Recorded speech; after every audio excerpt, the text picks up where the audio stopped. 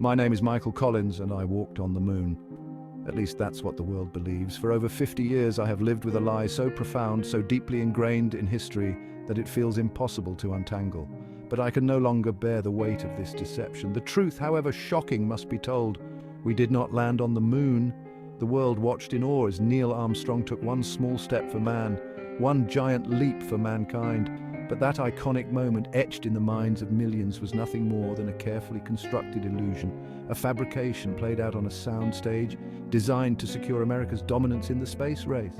Today I break my silence, hoping to find solace in finally confronting the truth. For years, I have gazed at the stars, feeling a pang of guilt every time I saw the moon. The mission was a monumental effort involving countless individuals who believed in the dream of space exploration.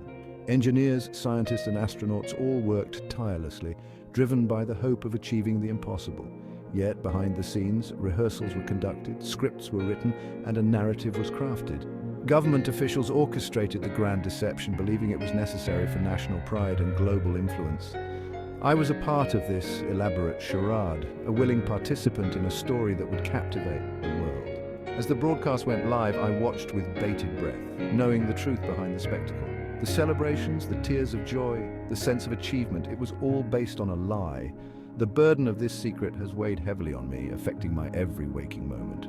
I've written countless letters trying to find the right words to confess, but none seemed adequate. Looking at old photographs, I am reminded of the faces of those who believed in us, who trusted us. It is for them and for the truth that I finally speak out. The moon, a symbol of human achievement, now serves as a reminder of our greatest deception. As I close my eyes, I hope that this confession will bring me peace and perhaps a chance at redemption.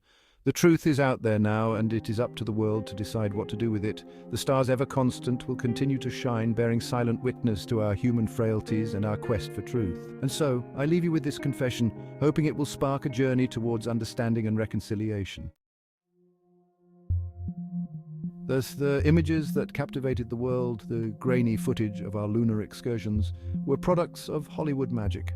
We trained for months in a secret studio, mimicking the moon's low gravity, rehearsing every movement, every line. The lunar landscape, a meticulously crafted set designed to mimic the images beamed back by unmanned probes. Every crater, every rock was placed with precision to create an authentic lunar environment. The lighting was adjusted to replicate the harsh, unfiltered sunlight of the moon, casting long, eerie shadows that added to the realism. We even had a team of experts who studied the lunar soil samples to recreate the texture and color accurately.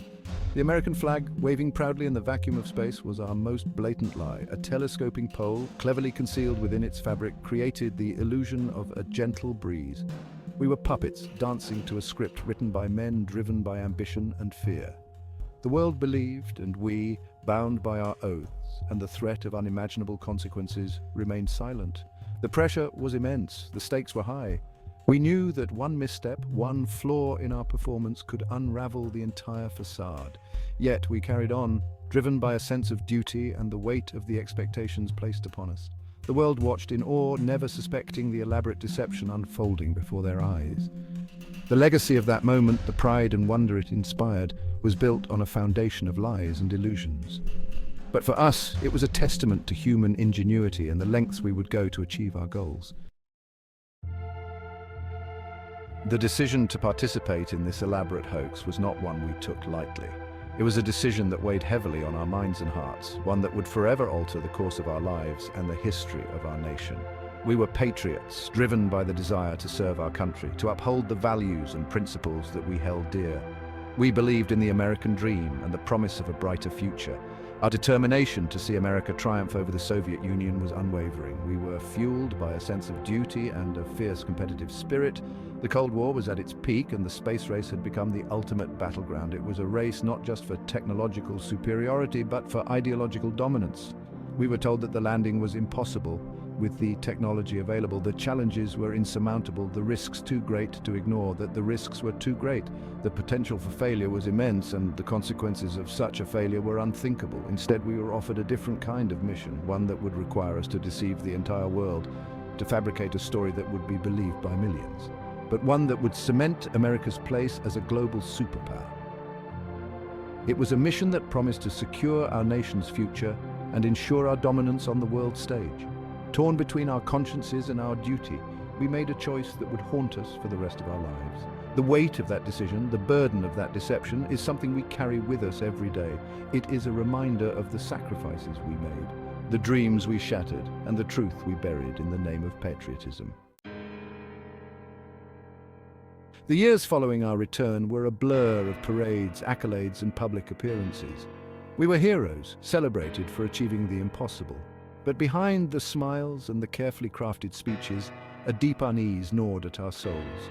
The weight of our secret was a heavy burden to bear. The constant fear of exposure, the guilt of perpetuating such a monumental lie, took a toll on each of us. Our relationships suffered, our dreams turned to nightmares. We were prisoners of our own deception, forever bound by the lie that had brought us fame and adulation. For years, I carried the truth within me, a heavy stone lodged in the pit of my stomach.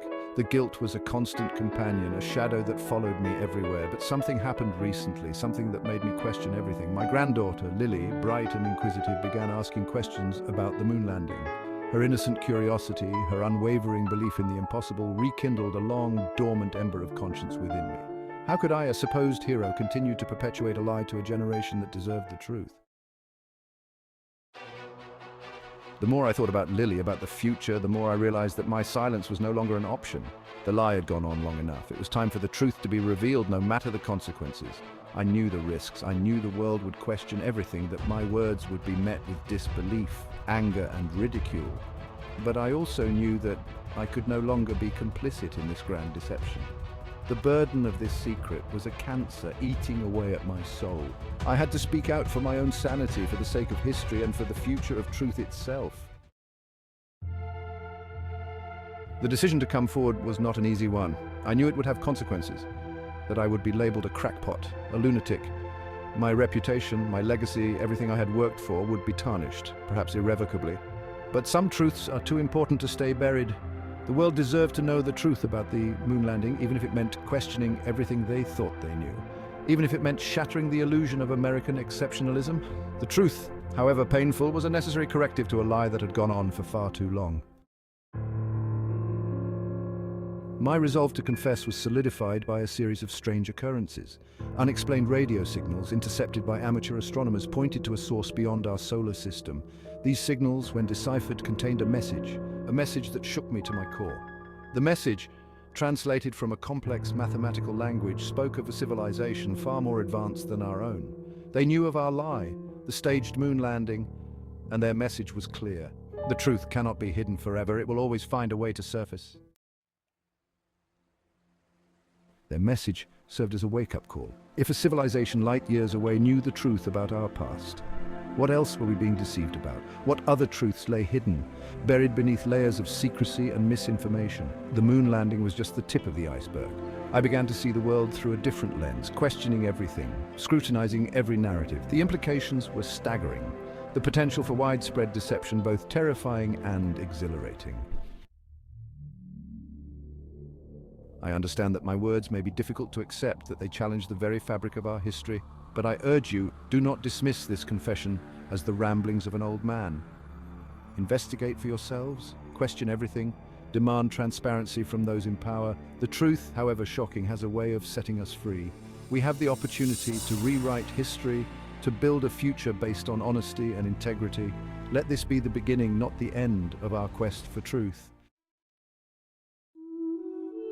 My confession is not meant to incite panic or to sow distrust. It is a plea for awareness, a call to action. We must be vigilant in our pursuit of truth, to question everything and to demand accountability from those who claim to lead us. The universe is vast, filled with mysteries yet to be uncovered. Let us approach this new chapter with open minds and a shared commitment to uncovering the truth, no matter where it may lead. For in the pursuit of truth, we find not only knowledge but also our shared humanity.